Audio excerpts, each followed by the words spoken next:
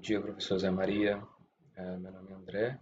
Eu vou fazer aqui a apresentação da terceira lista de exercícios da disciplina de Introdução à Ciência de Dados. Vamos para o material aqui. Ok. Beleza, eu começo importando aqui algumas bibliotecas, as básicas, né? A Matplotlib, NumPy, Seaborn e Pandas. Já criei aqui meu data frame, removi os travas-apps daqueles atributos que o valor é true. Vou aqui vou deletar as colunas, os atributos dataset infid, messenger e travas-app, porque eles já não trazem mais nenhuma informação útil. Aqui eu vou mostrar as duplicadas, os exemplos duplicados. Não vai ter exemplo duplicado nesse momento, considerando todos os atributos que ainda restaram, os 16. E aqui eu vou detectar, vou criar um data frame onde na verdade eu vou mostrar vou contar as ocorrências de todos os exemplos que possuem pelo menos um dos atributos nulos. Eu fiz isso aqui só para mostrar que no momento quase todo o meu dataset tem pelo menos um atributo nulo, então não faz sentido, obviamente, não remover os nulos, e algum tratamento específico eu faço depois, para algum atributo que identificar que o nulo ainda traria informação. Por exemplo, se o meu dataset tivesse lá uma coluna empregado, e aí tivesse o emprego, né? Emprego, ocupação, e tivesse um valor nulo, aquilo poderia investigar se aquilo não indica que o cidadão não tem uma ocupação. Então, se fosse o caso, fazer uma outra abordagem. Decidi remover todos os exemplos de texto nulo. Tá aqui, eu atualizo meu data frame DF para pegar somente os exemplos em que o texto não é nulo. Já perco muita coisa, saio de 500 e tantos mil exemplos para 444.201. Mas eu acho que eu estou no caminho certo, porque a gente vai fazer muita consulta sobre texto. Remoção de caracteres especiais. Aqui eu tenho essa expressãozinha regular. Eu uso a classe S para remover logo tudo que aparece contra barra T, contra barra N. Mas, para ser sincero, eu imprimi várias vezes os textos e consegui enxergar mais o contra barra N mesmo. Removo todos os contra barra N's, e onde eu tenho um ou mais espaços, eu substituo por apenas um espaço. Pronto, isso vai ser guardado no atributo words. E aqui eu filtro ele para pegar apenas aqueles textos que têm mais de 5 palavras.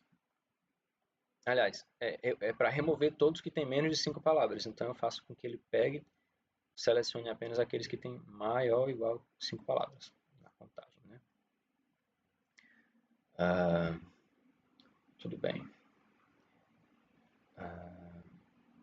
Aqui eu passo tudo para a caixa baixa, né, através do strlower. Então meu teste content anonymous eu coloquei tudo para a caixa baixa. De repente lá na frente eu tento identificar um texto similar e tem um bom dia maiúsculo, um bom dia minúsculo, que são a mesma coisa, né? Aqui eu vou só fazer uma contagem. Eu mostro 8 amostrinhas só para ver se deu certo a operação que a gente fez, né? Então tá tudo caixa baixa, não estou vendo mais contra barra N. Eu gerei vários aqui, tá? É porque eu gerei essa sementezinha aqui só para fixar, para a gente ter sempre o mesmo resultado. Ok. Cada atributo numérico a gente vai apresentar agora as medidas de tendência central, variabilidade, as tabelas de histograma, boxplot, kkplot, para ver se ele segue, testar algumas distribuições. A gente vai fazer testes de normalidade, então vou fazer 3 testes aqui. Anderson Darling, Kolmogorov-Smirnov e o primeiro que eu não estou lembrado o nome agora, mas já aparece. E a gente vai fazer o teste da Best Fit Distribution usando diferentes métodos. Já vou adiantar que nenhuma das minhas variáveis numéricas seguem a normal. Estou usando, obviamente, os scores de sentimento e desinformação e também vou usar a contagem de palavras, por que não? É numérico, não é uma categoria. Eu puxei aqui o método describe só para a gente já apresentar o que foi solicitado, né?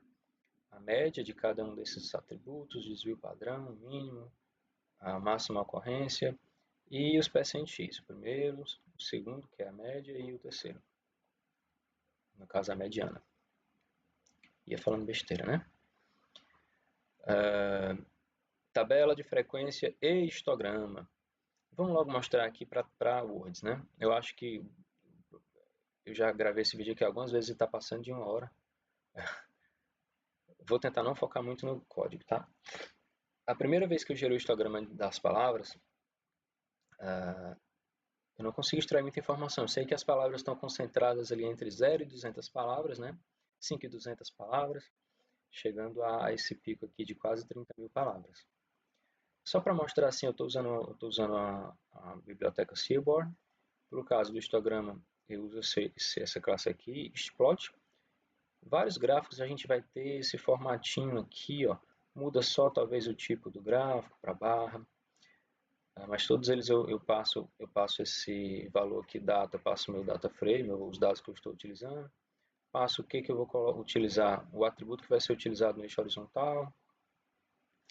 E, enfim, vamos para a plotagem, né?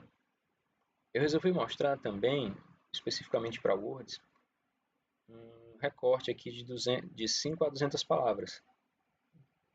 Para a gente tentar enxergar alguma coisa melhor, tá? Aqui de 5 a 200 palavras, a gente já consegue visualizar melhor o formato aqui do nosso histograma. Como são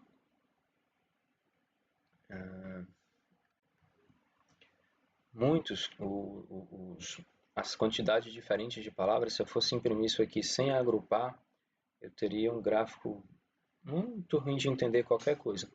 Então, só para não deixar de mostrar, eu utilizo os bins aqui, agrupo eles, agrupo de 10 em 10 aqui o step que eu utilizei, para dar uma achatada nesse gráfico na horizontal, ficar melhor de visualizar. Senão a gente ia ter 10 em 10 são os que eu apresento, mas eu achato eles aqui de acordo com essa funçãozinha. Eu pego o máximo, somo 2, pego o mínimo e tal. Vamos agora para Score Sentiment e Score Misinformation. Aqui eu gerei um gráfico só, uma figura só com 2 subplots. Mostrei a curva de densidade. Está aqui o histograma. A gente já consegue ter um feeling aqui que nenhum deles segue a normal, né? Fazendo uma análise exploratória mesmo do histograma. A gente tem alguma coisa interessante aqui para mostrar? Não, só uma plotagem normal. Aqui eu estava salvando as figuras, mas depois eu desisti de salvar, que eu vi que não ia dar para enviar muita coisa. Aí ia ficar muito grande, né, o zip. Vamos para os box plots. Eu vou logo mostrar, depois eu falar alguma coisa sobre o gráfico. O box plot da contagem de palavras, ou da distribuição da contagem de palavras, eu resolvi tirar os outliers, porque como são muitos, a gente viu lá no gráfico, ó, eu posso imaginar que a minha distribuição está concentrada aqui, perto dos 5, né? Então, isso aqui tudo são outliers, o que significa que o meu box plot também ele ficava uma barrinha achatada aqui e vários pontinhos de outlier, vários. Não dava nem para ler a informação. Para mim não trazia nada de útil, então eu tirei os outliers. Eu já mostro aqui. Estou mostrando aqui o primeiro quartil e o terceiro quartil, já coloco o valor. Até dava para ver aqui pela pontuação, né? E a mediana também coincide. O que eu usei para isso? Eu usei a classe boxplot do meu Seaborn. Para o eixo vertical eu passei as palavras. O que mais? O valor mediano eu puxei dessa forma aqui, ó, median, a gente pode fazer isso no meu data frame. E os quantiles, o primeiro e o terceiro foram colocados dessa forma, né? 25%, 75%. Ok. Boxplot de Score Sentiment e Score Misinformation. Eu gerei dois subplots na mesma figura. De forma análoga, eu resolvi apresentar aqui pequenininho, né, o primeiro e o terceiro quartil. Eles estão concentrados nesse entorno aqui. Os whiskers eles acabaram ficando coincidindo aqui com a... E aí a gente não consegue ver, só se der um zoom a gente vê aqui. Talvez eu destacar de outra cor ou eu aumentar essa margem aqui numa outra figura.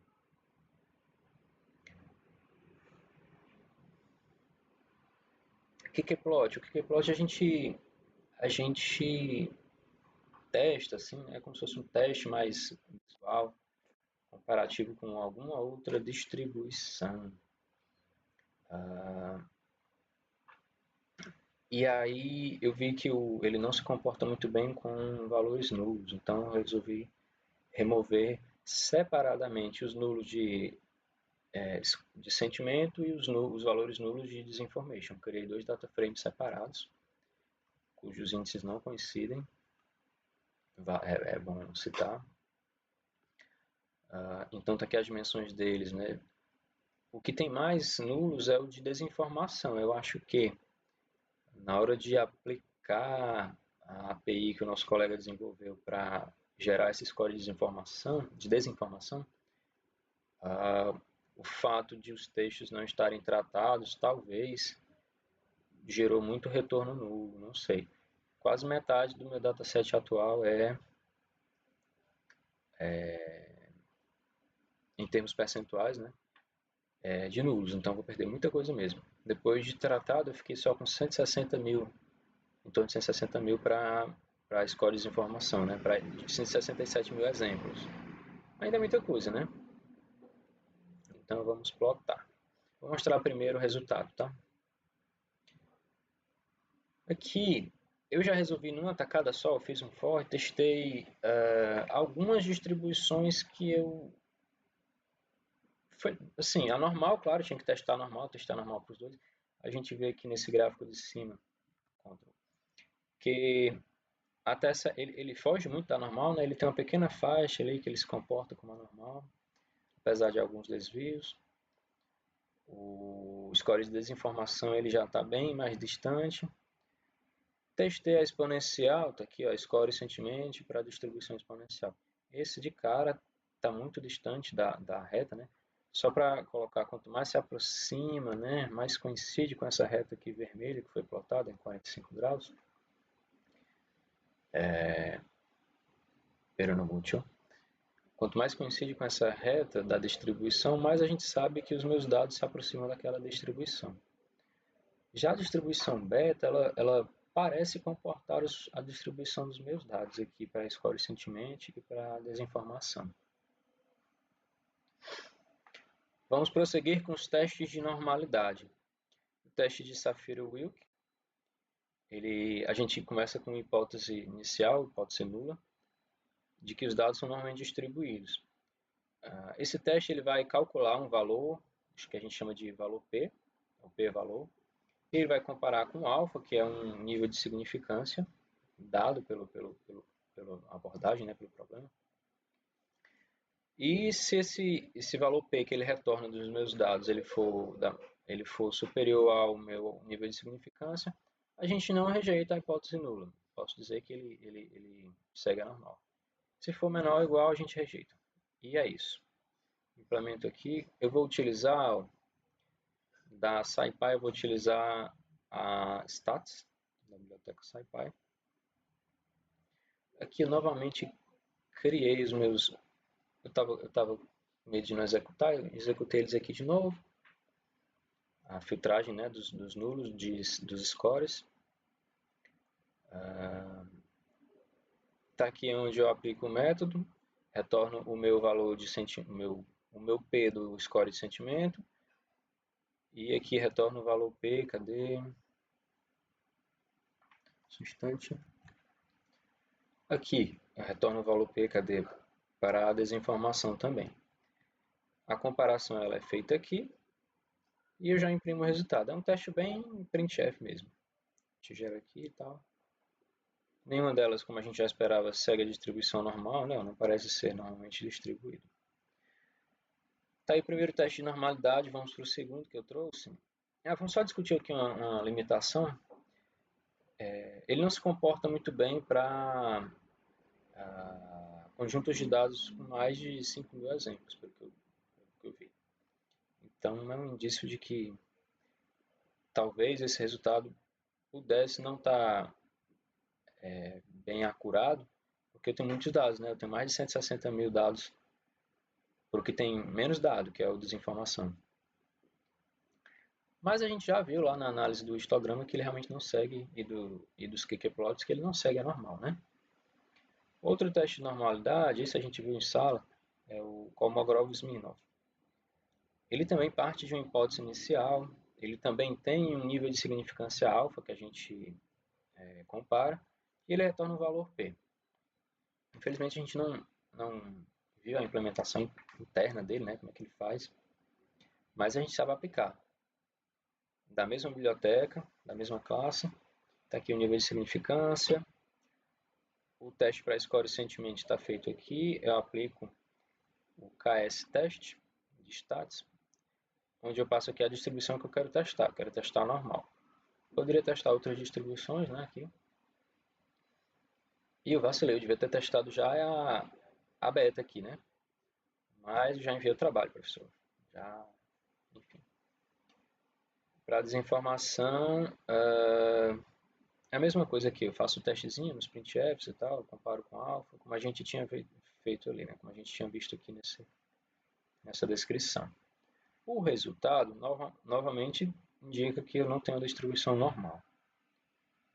Como um bônus, eu trouxe aqui o teste de Anderson-Darling. Ele é interessante porque ele testa em alguns níveis. Ó. Vamos começar aqui. Ele também tem a hipótese nula para o teste, só que ao contrário do Safiro-Hilk e do Kolmogorov-Smirnov, ele não retorna um valor P, né, único, assim, um escalar para a gente comparar.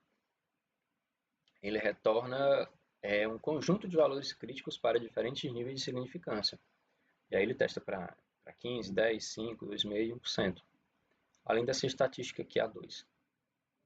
E a regra de decisão se a estatística que ele tem, que ele retorna do teste, né, é menor do que o valor crítico, para um determinado nível de significância, então a gente não rejeita a hipótese, diz que a distribuição parece seguir a normal. Caso contrário, a gente rejeita. Similar aos outros dois testes, essa lógicazinha. E aqui eu coloquei só na verdade eu coloquei só o resultado final, né, que é o seguinte, o teste de normalidade concluído.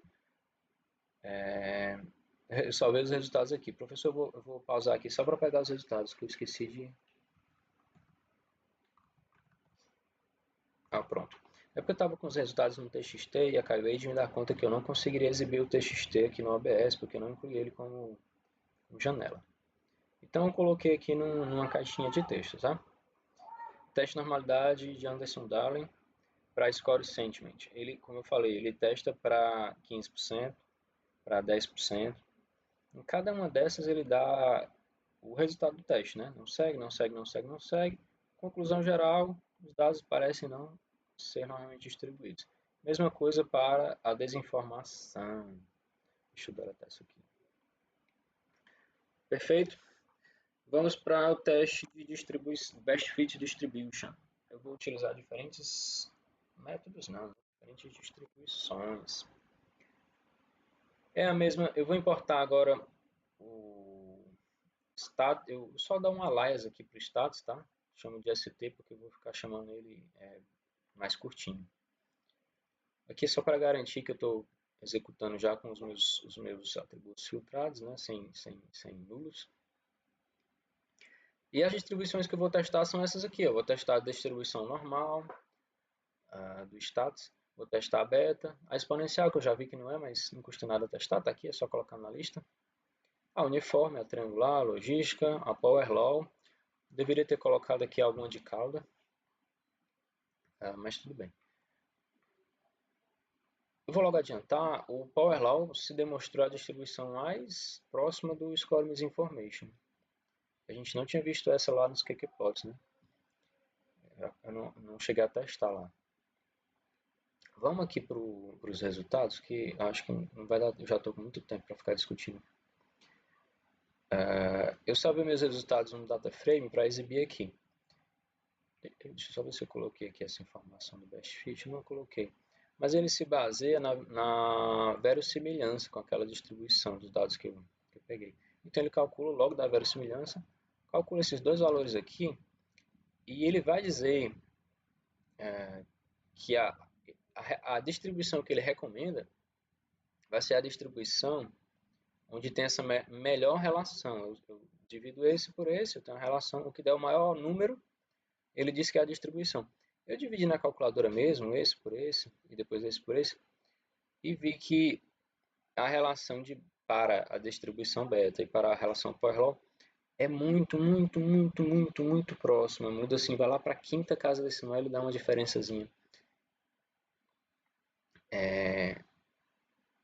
E aqui no caso ele julgou como a beta. Lá em Score Misinformation, ele julga como sendo a distribuição Power Law. E aí depois eu gero o kkplot de novo. Vamos seguir aqui que eu vou mostrar. Aqui é a curva de densidade considerando essa distribuição que ele julgou ser a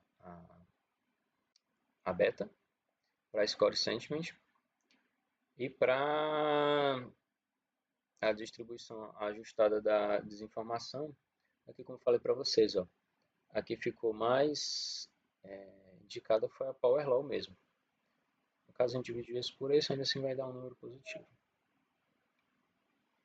Certo? Aí ela tem esse jeitão aqui. Os dados concentrados no zero. O kkplot. Eu resolvi trazer o kkplot do Power Law também só para esse atributo aqui, o Score Misinformation, que a gente não fez lá em cima. E eu cheguei com esse resultado aqui, ó. Eu cheguei a colocar esse resultado aqui ao lado, né, em uma figura, só que eu não estou exibindo, dos kkplots que a gente gerou. Isso aqui parece demais com o gráfico gerado para a distribuição beta. Eu acho que por isso que ele deu aquela relação aqui, ó, a relação desses números tão próxima, né, quando a gente dividir esse por esse. Kkplot já foi. Agora vamos dar uma olhada ainda nos atributos numéricos. A gente vai fazer aqui, analisar a correlação entre esses atributos.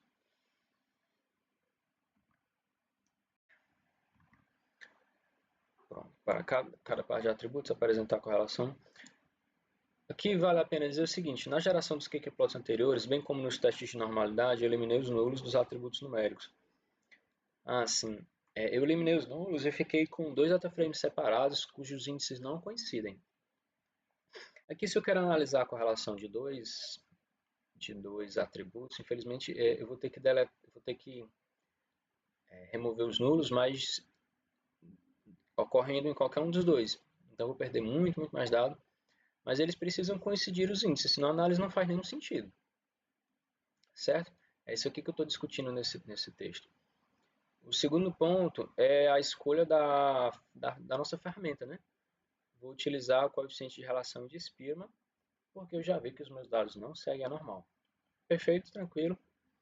Eu vou gerar um dataframe chamado dataframe filtrado, que ele vai partir do original. Eu vou selecionar apenas as colunas cujos atributos que eu falei, os três,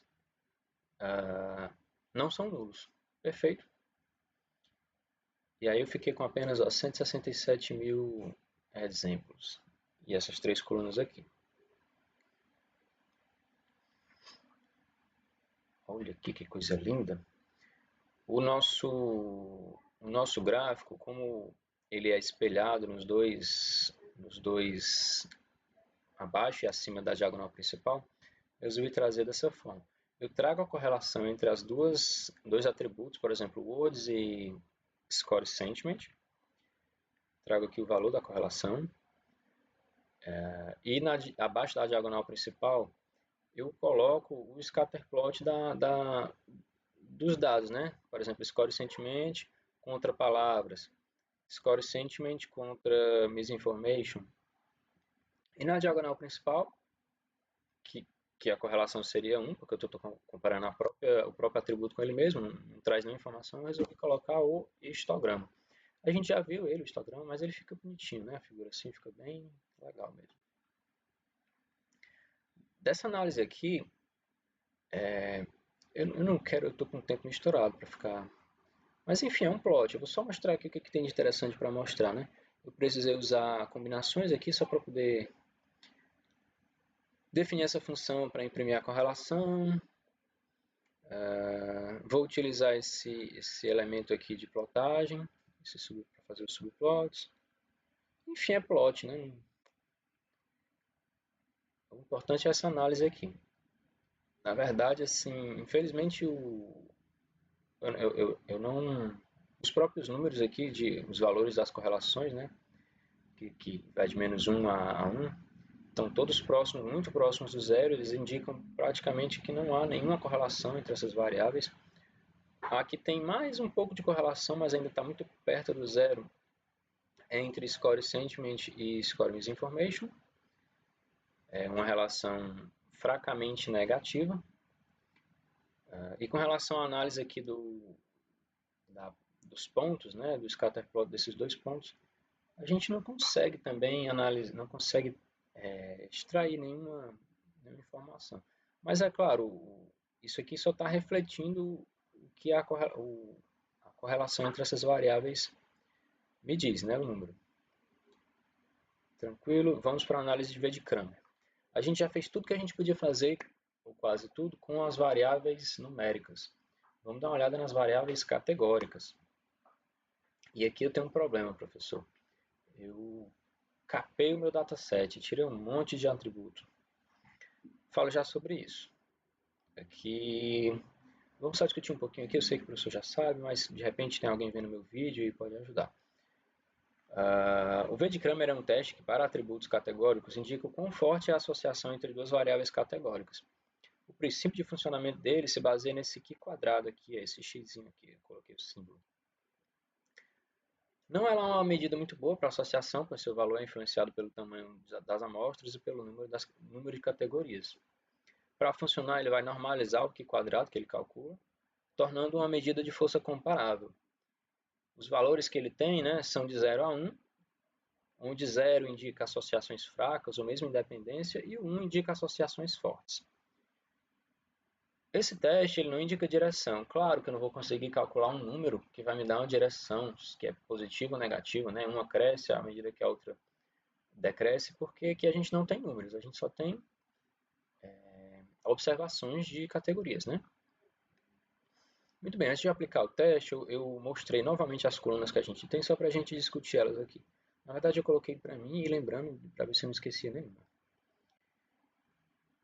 E aqui eu vou discutir por que eu eliminei as que eu eliminei, tá? Obviamente eu removi as colunas numéricas, porque não faz sentido, análise de categorias. Removi texto, porque a gente tem muito texto diferente.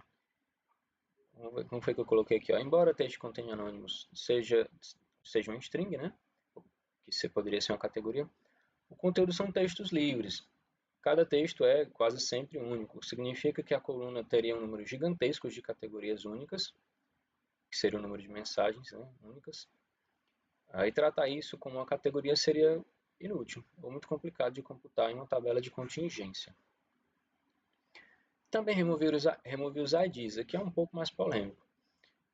Removi os IDs de usuário, de grupo e de mensagem. De mensagem é o mais óbvio de se remover, porque se eu tenho um dataset onde os meus registros são mensagens, esse seria de fato o que está mais próximo de uma chave, né? A chave do meu dataset.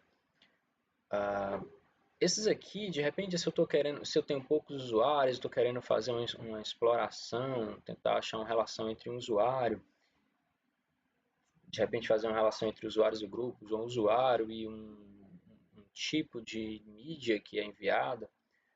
Se eu estou querendo fazer essa análise, poderia fazer sentido, mas ainda assim seria muito difícil, porque eu tenho muitos usuários e 180 e poucos grupos, né? Mas eu tenho muitos usuários.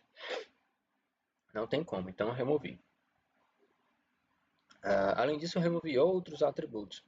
Removi os timestamps de data, porque também são quase únicos, a maioria deles, né? Porque ele vai até o segundo, né? Hora, dia, mês, ano, dia, mês, enfim, até o segundo.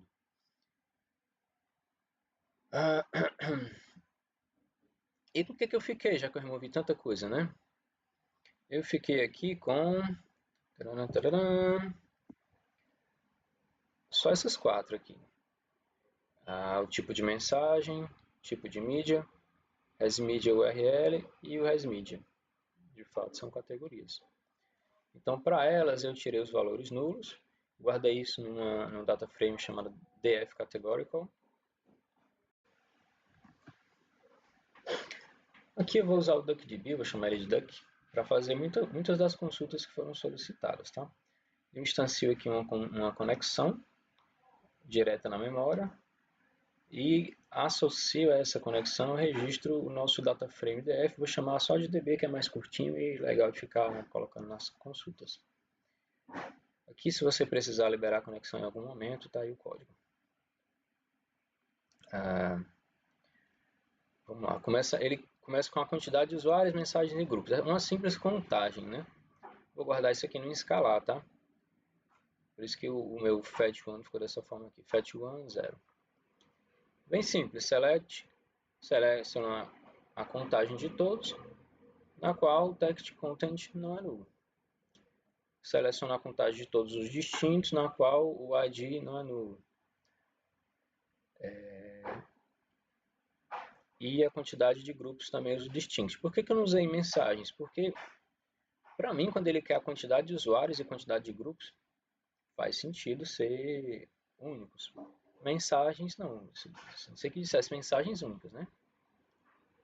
Enfim. Aqui eu crio um data framezinho curto, só para poder a gente fazer o plot, né?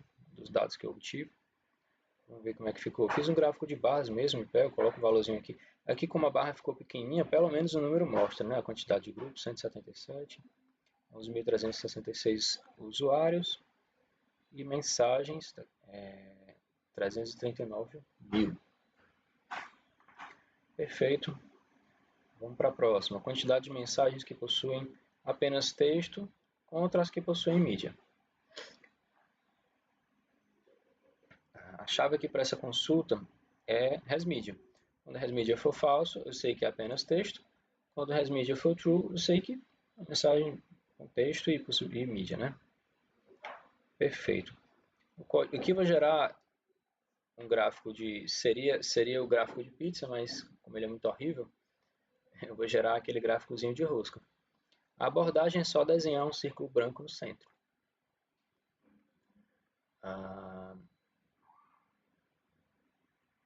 Eu vou direto para o gráfico, né? Aqui, professor, como eu deixei o gráfico de rosca bem grande, eu coloquei os números dentro dele mesmo, achei legal. Coloquei uma coisinha aqui, dá um contraste, né, mais ou menos.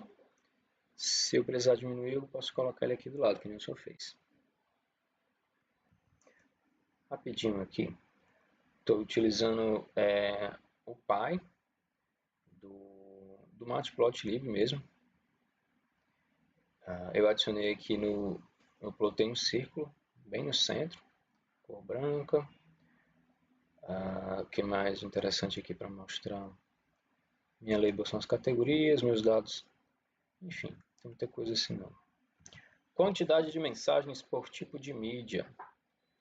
A nossa carry está especificada aqui, eu gosto de colocar ela assim na vertical que fica mais fácil de ler. Vou selecionar o tipo de mídia e vou selecionar a contagem, né, de todos os registros, que serão agrupados pelo tipo de mídia, serão ordenados de forma descendente, né, o maior fica lá em cima, e eu vou pegar só os 10 maiores. Porque eu vou gerar um gráfico, professor, e se eu colocasse muita coisa ia ficar tão feio. Você vai ver. Eu gero meu data frame aqui da consulta, gero a minha figurinha, tá aqui os dados que eu considerei.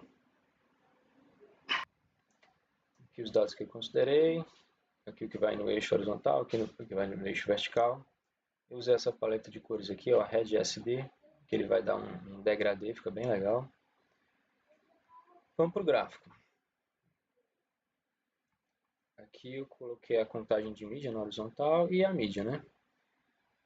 Claramente o que tem mais é a imagem, esse povo gosta de mandar imagem, link e vídeo.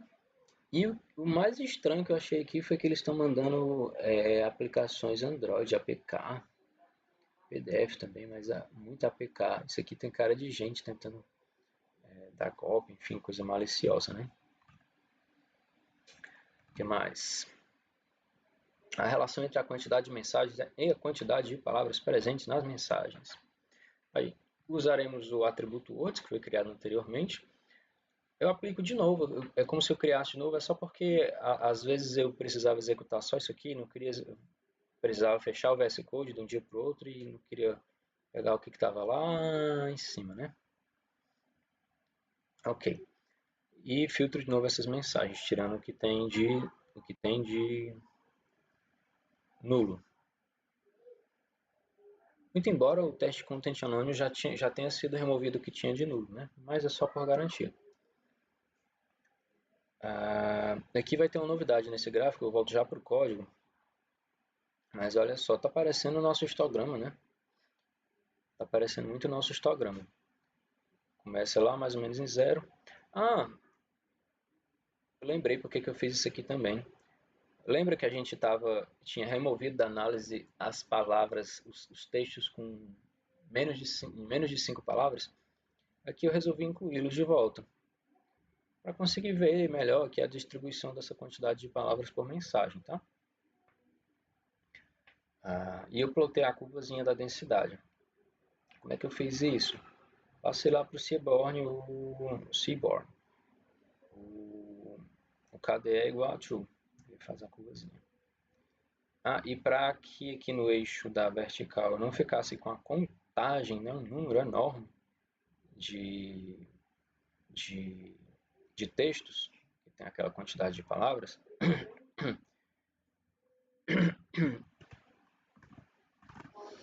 eu setei essa propriedade aqui, stat, para densidade, density. Perfeito. Consulta as 30 URLs que mais se repetem, mais compartilhadas. A consulta vai selecionar, claro, a média URL, a URL, a contagem dessas médias URLs, que eu vou chamar de URL count, e eu vou agrupar pela URL para poder ter a contagem, né, das URL únicas, as que mais aparecem, e vou selecionar só as 30 mais, né, de forma descendente. Na verdade, professor, eu até criei esse data frame com as 30 mais, e depois criei um data frame com as 10 mais, porque eu plotei 30 e ficou bem ruim a visualização. Coloquei só 10 então na visualização. Mas eu mostro aqui as 30, quem quiser ver no formato de uma tabelazinha, né? Olha só, a Alex Economia aparece 4.096 vezes. É um Telegram. Eles gostam muito de compartilhar Telegram, né? Enfim. Opa, desligar aqui. Pois bem, vamos ao gráfico. Eu vou primeiro mostrar o gráfico, mas não tem muito segredo não. Plotagem, um bar plot. Eu usei essa paleta Viridis aqui também, muito bonitinha. E coloquei só os 10 mais. Como eu te falei, ele ia ficar muito assim na vertical, não ia dar nem para ver nada direito. E aqui as quantidades eu coloquei do ladinho, ajustei que o offset vai ficar bem pertinho, ajustei o tamanho do meu plot para ficar quase aqui cabendo no final. E aí ele mostra as contagens. Adorei esse gráfico aqui. Os 30 domínios que mais se repetem, mais compartilhados. Claro, a gente vai ter que primeiro tratar os domínios, né? Eu comecei a fazer, acho que na lista passada eu fiz isso com expressão regular no DuckDB. Dentro mesmo aqui eu resolvi especificar uma função para fazer isso por fora. Defini a função Python, né?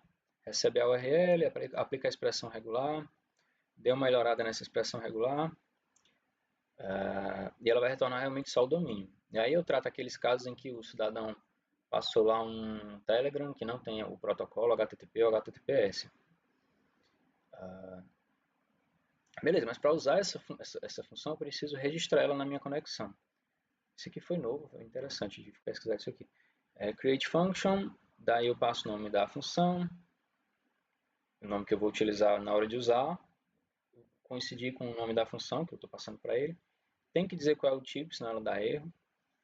E tem que dizer como é que ele vai tratar os nulos. Aí eu peço para ele retornar. Então pronto, está aqui a nossa query especificada. Selecione o retorno de mídia URL como argumento passado para a função que a gente especificou na conexão. Vou chamar isso de domínio, porque de fato vai ser só o domínio. Retorno a contagem, né, desses valores que vão estar agrupados pelo domínio. Vou chamar isso de URL count. Seleciono também os distintos tipos de média URL e os distintos usuários. Vou chamar de numbers of unique URLs e number of users. De forma descendente propagar do começo de cima para baixo. Esse data frame aqui do main.df, ele recebeu tudo, né? Recebeu tudo, então ele vai ser bem extenso. No caso, eu pedi para imprimir aqui só os 30, né? E eu coloquei só os 30 primeiros, que vão ser os 30 mais compartilhados, porque a gente ordenou de forma descendente. E eu coloquei isso aqui, ó, em vez de só head 30, professor, eu descobri que se eu fizer isso aqui, ó, style.hide, chama o método hide, ele esconde aqui o índice e até mostra o tamanho que tiver, né, do meu data frame. Vou dar uma olhada aqui, ó. Como a gente já esperava, o que está mais compartilhado são Telegrams, né, com 18 mil contagens, seguido do YouTube dessa forma, YouTube dessa forma, Terra Brasil, Notícias, Jornal da Cidade Online, Instagram também, Pleno News, Twitter. Enfim, tá aí. Coletividade evolutiva. O que é isso aqui? Eu esqueci de colocar, professor, o que eu estava fazendo aqui, tá? Mas está aqui pelo gráfico. Certo. Eu pego esses 3 valores, né, de URL count. Foi nem solicitado não, mas eu coloquei aqui porque eu queria testar aquele gráfico de barras com 3, na verdade com mais de uma categoria, né? Até a gente discutiu em sala que quando coloca muitas categorias ele começa a ficar estranho. E aí como tinha 3 categorias só, eu achei que ficaria legal. Só que eu mostrei só que eu fiz esse gráfico para apenas os 5 domínios mais compartilhados. Porque também observei que à medida que eu coloco 10 fica estranho, 30 mais ainda. Só para fins didáticos, né, isso aqui. Os 30 usuários mais ativos, ou seja, os usuários que a gente tem mais mensagens para eles, né?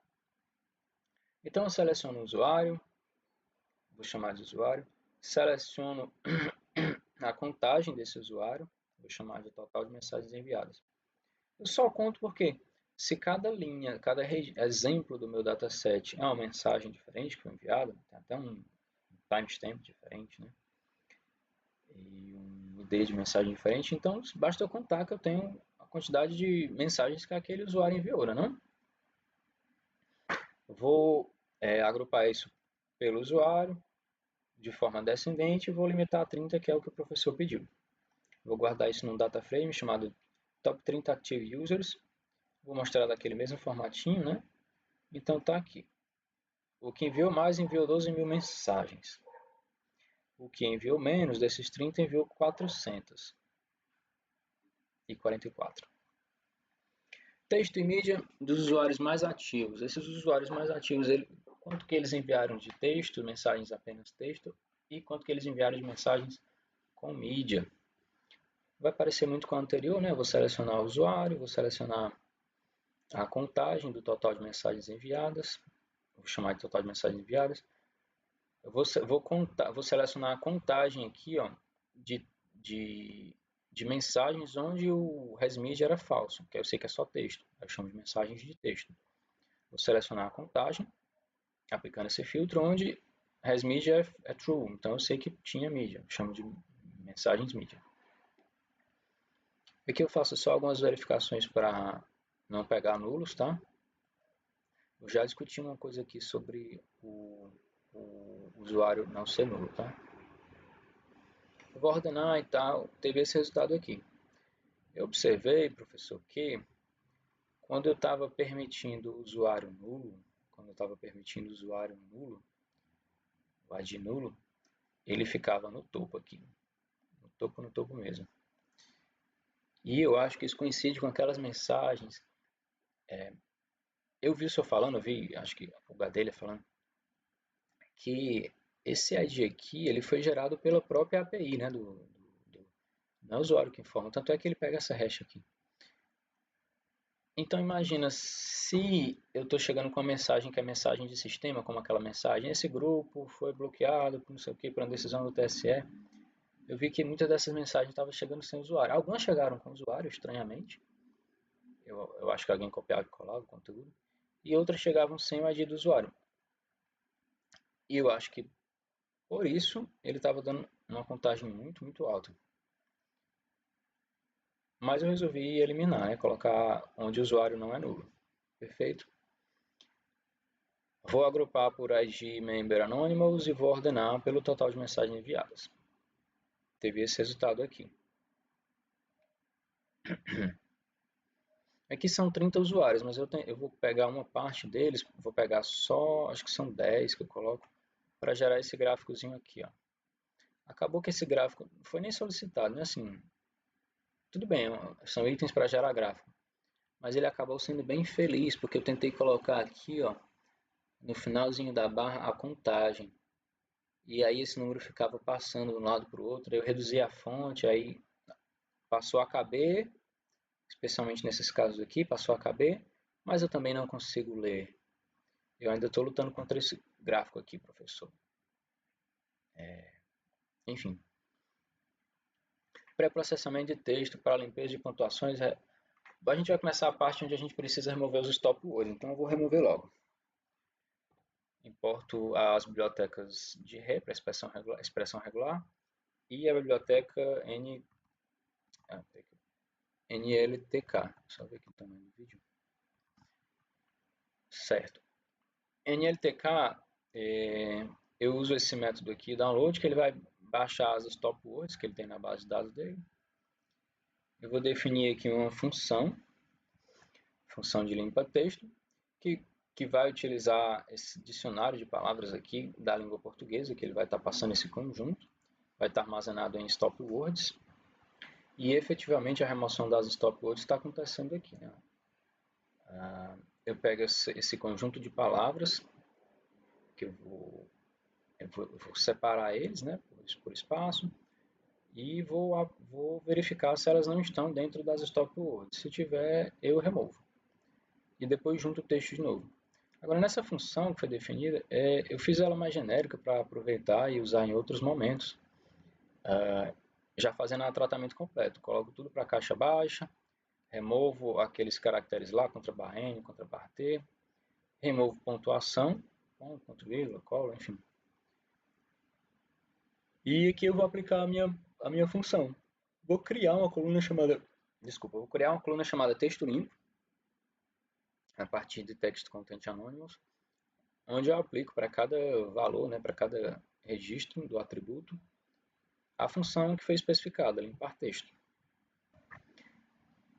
Professor, se o senhor observar no meu notebook, vai ter 3 células para fazer essa mesma coisa aqui, porque essa daqui funcionou, beleza, testei, funcionou.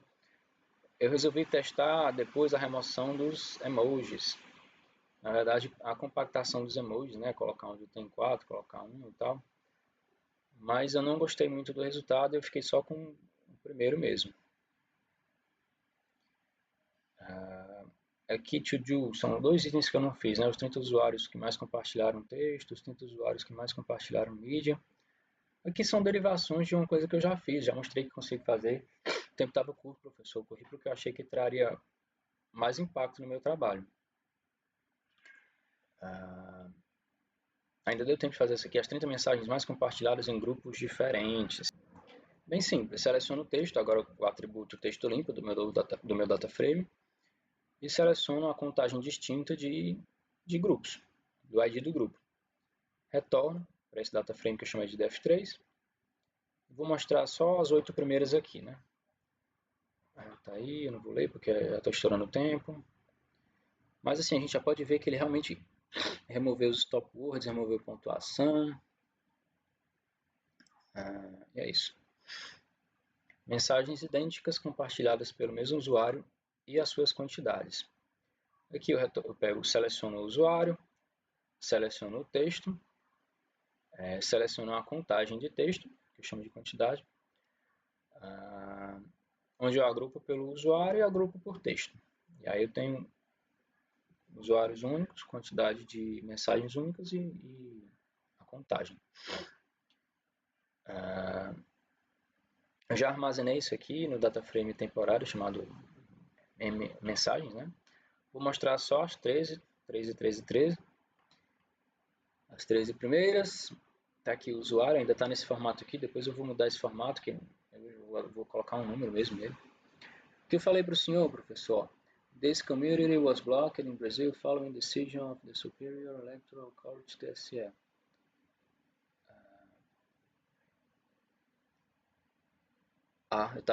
Eu já estava achando estranho o fato aqui de ter stop words, mas é stop words da língua inglesa, né?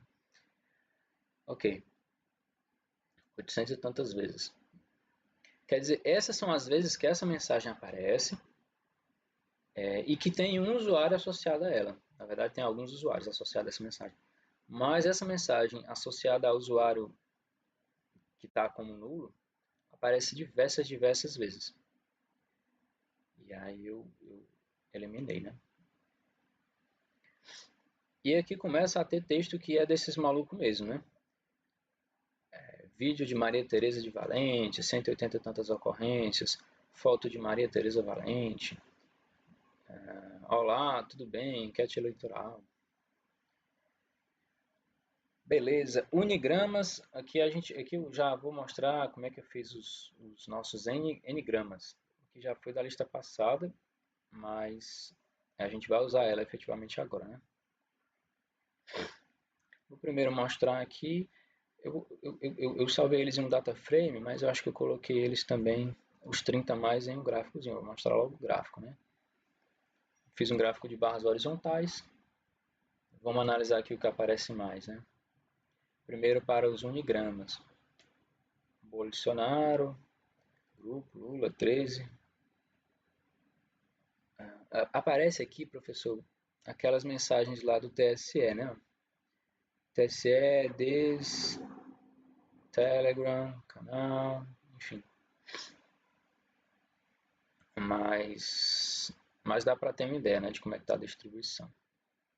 Intervenção, Brasil, com Z. Contra o bem, pessoas contra o bem. Vamos para os bigramas, professor, estou perdendo o pacote já. Bigramas, 13, 13, esse pessoal tem a fixação do 13. Olha o que eu falei, ó. Of the in Brazil, Electoral Court, Superior Eleitoral. Até aqui assim, ó. Tirando esse 13, 13, até aqui assim, TSE, acho que até Professional Tool também, Tool Management, faz parte daquelas mensagens que diz que o grupo foi bloqueado. E aí acaba que eu perco muito dado útil. Eu ainda não tratei isso, tá? Desculpa não ter tratado, mas eu sei que tem que tratar. E aqui eu começo a ganhar dinheiro, começar a ganhar intervenção militar, 55 fone, ativar boot começar, dinheiro aqui, que o pessoal tentando enganar as pessoas que estavam no grupo, né? E os trigramas. No trigrama é que aparece mesmo aquelas mensagens, né, que eu falei. 13, 13, 13, mas aparece as mensagens dizendo que o grupo foi bloqueado, até aqui assim.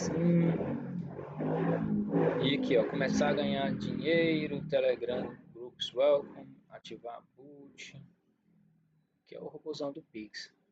Intervenção, pau na mão. O que, menino? Pau, mão, intervenção. Mão, intervenção. Intervenção militar, intervenção. Desculpa, professor.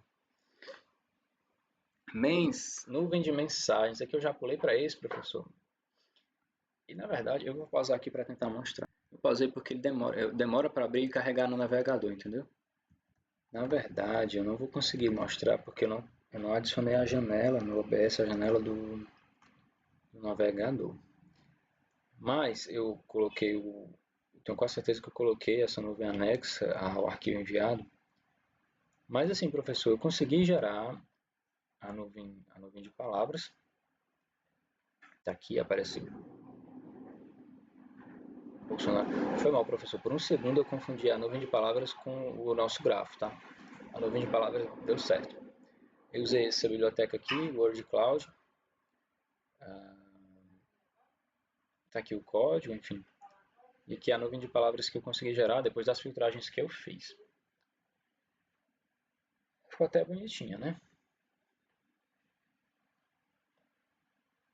E a rede interativa, que é o grafo. Essa aqui, professor, eu consegui gerar um grafo. Eu não vou conseguir mostrar agora. Eu vou tentar pausar e adicionar o navegador. Peraí. Pronto, professor.